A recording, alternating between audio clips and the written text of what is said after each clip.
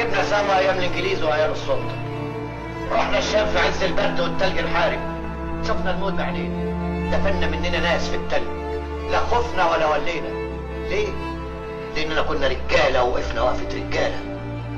وفي شهر سنه 19 حاربنا مره تانيه مع سعد باشا، حرقنا الاطار، قطعنا سكه الحديد ضد الانجليز، ضربونا، حبسونا، مات مننا اولاد، لما كنا رجاله ووقفنا وقفه رجاله. معك فياني، انا مش هقدر اعمل حاجه لوحدي.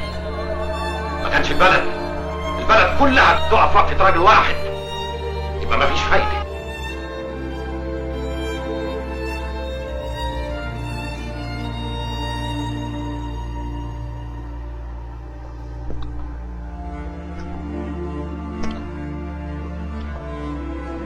يبقى الارض راحت.